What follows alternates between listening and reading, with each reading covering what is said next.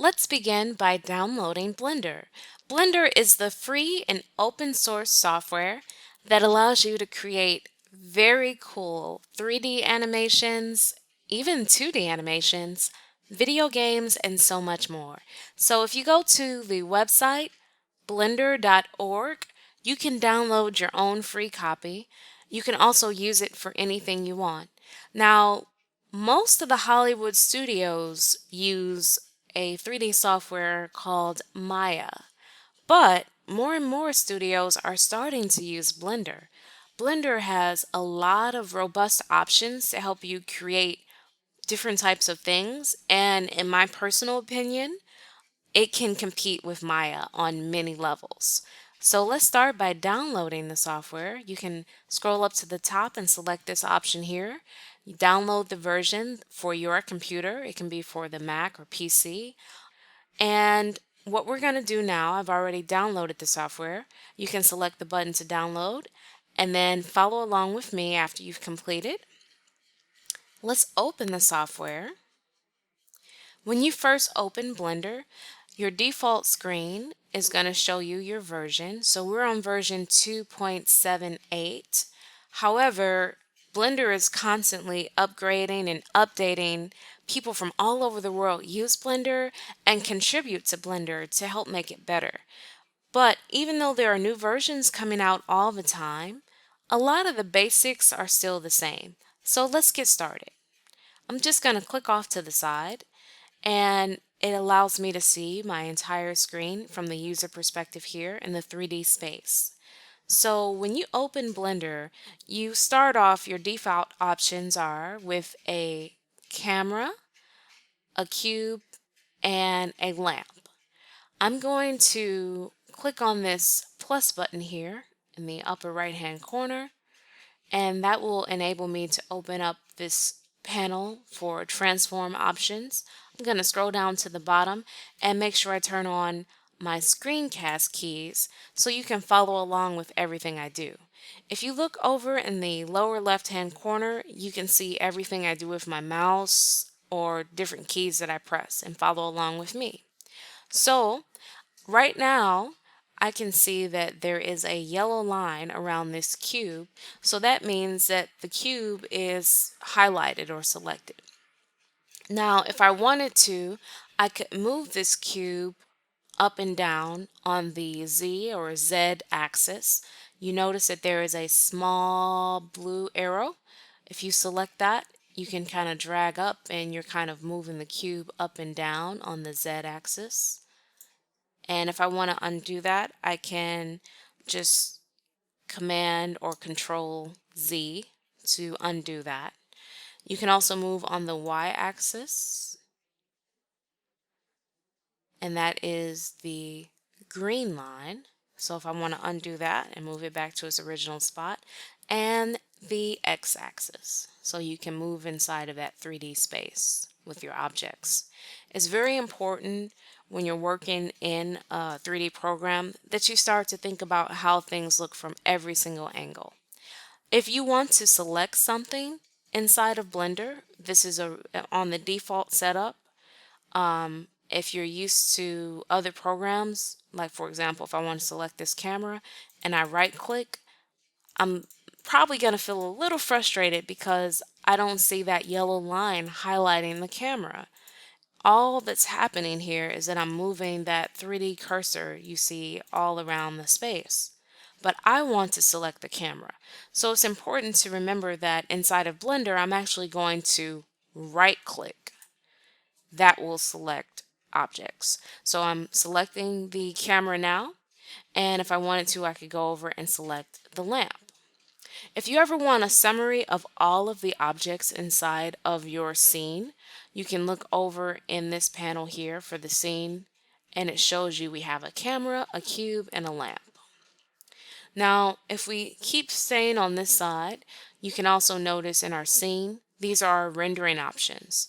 If you want to render a still image, let's click on this button, and this is actually just going to render a still image of our cube in three-dimensional space. So that gives us a still image.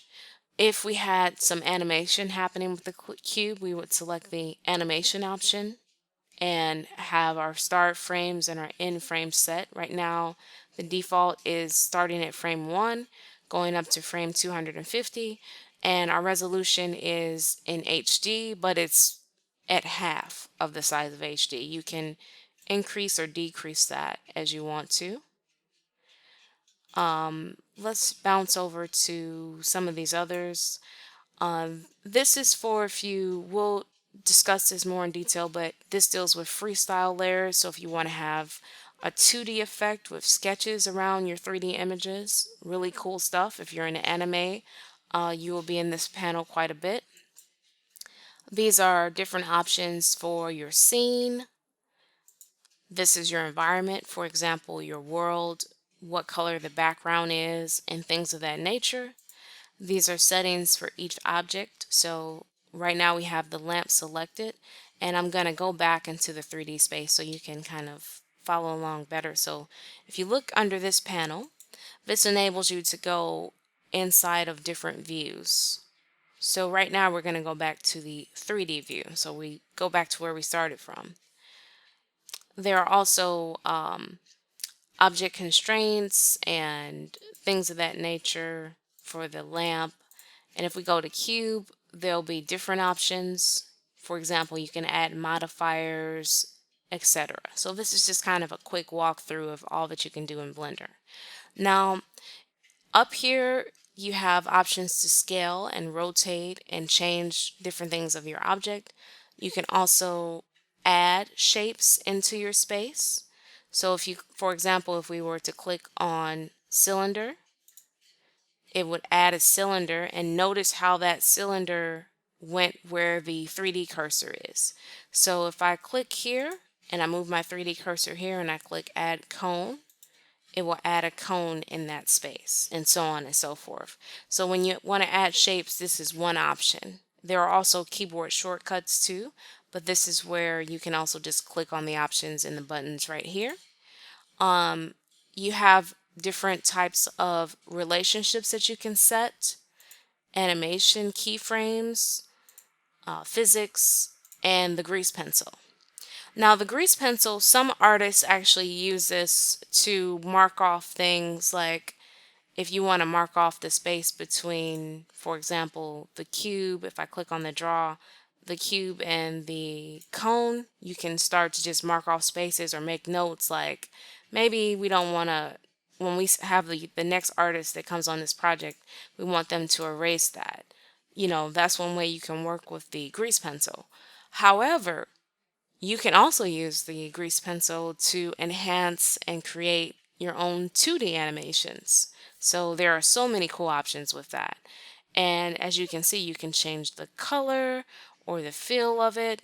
So if we want to change the color of that, there are different options. If you scroll up this way, you could change the color of your stroke. So it's changing it to a lighter gray, but let's say we wanted it to be red.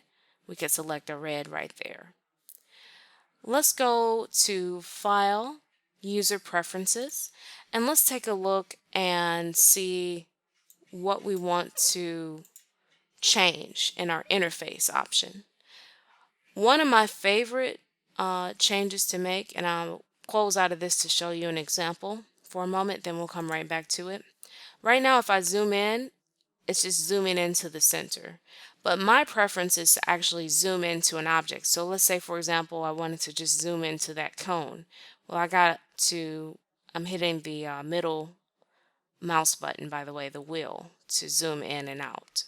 So if I wanted to just zoom into different objects based on where my mouse was, I could go to File, User Preferences, and select Zoom to Mouse Position. And the other thing you want to do is make sure you save your user settings. So that's the one I want to save for now. So now if I zoom into this part of the cylinder or this part of the cone, notice if I zoom in really close, it almost looks like it disappeared, but we're actually just in very close. So we're kind of zooming in, zooming out. And if you want to move around the space, this is why you need that 3-button mouse. The middle mouse button comes in handy, but you can actually hold it down and move around the space. So I'm just holding my middle mouse wheel button down and I'm rotating all around the 3D space. That enables us to get the basics of the panels inside of Blender. Thank you for watching.